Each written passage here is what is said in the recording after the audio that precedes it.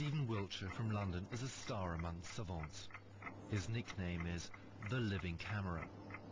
Stephen is autistic. He lives in a world of his own. Communication is difficult for him. He didn't speak his first words, pencil and paper, until he was 5. Yet when he was 11, he drew a perfect aerial view of London after only one helicopter ride. Even the number of windows in all the major buildings in his drawing was correct.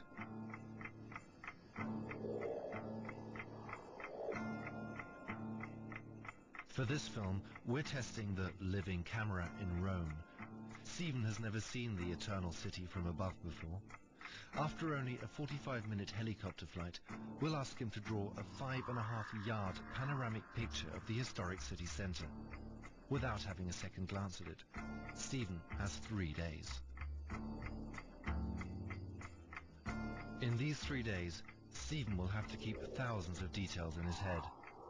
The innumerable cupolas, the tiny winding streets, all the balconies and windows of the endless array of houses, and each and every column and window arch of Rome's major sites, from the Pantheon to St. Peter's to the Colosseum.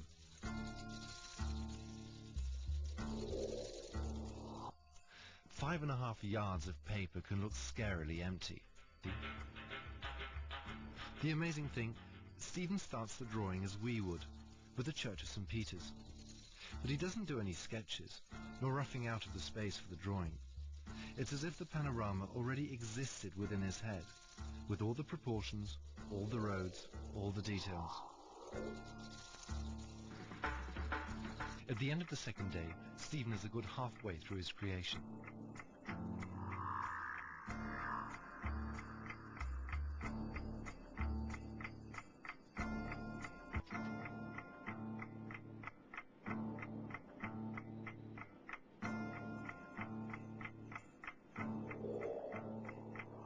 After 3 days of his drawing marathon, even Stephen Wiltshire starts to tire.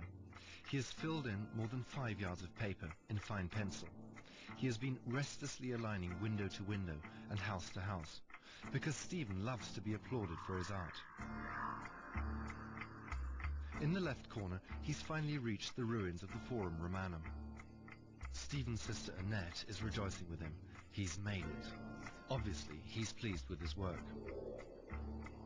Yet our vexing question still remains. How precise was Stephen's ability to memorize?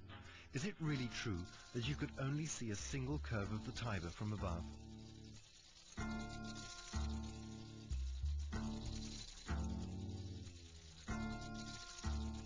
We started to compare the accuracy of the drawing with the real thing. Is Stephen's version of St. Peter's cupola too dominant? Yet here again, like with the curve of the Tiber, Stephen is frighteningly right.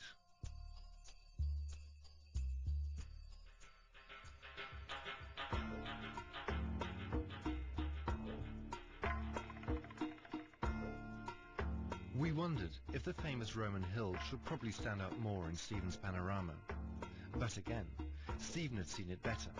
From 1,000 feet up, the hills are, optically, almost level.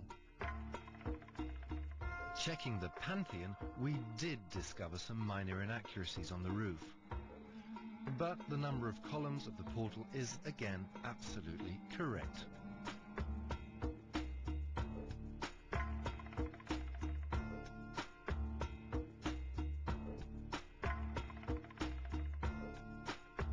And, despite our doubts, Stephen has drawn one of the most complex buildings, the Colosseum, so precisely, it's practically a blueprint of reality.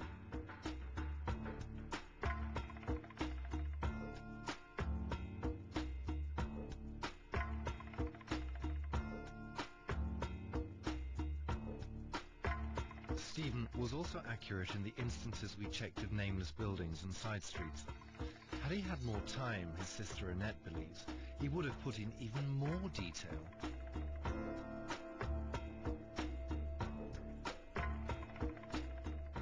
Some of them areas of all that part, lots of detail, remembered things of some of the cities and the neighborhoods and the villages. And then the easy part is St. Peter's and Forum and Colosseum, and memorize it by head and that, by memory.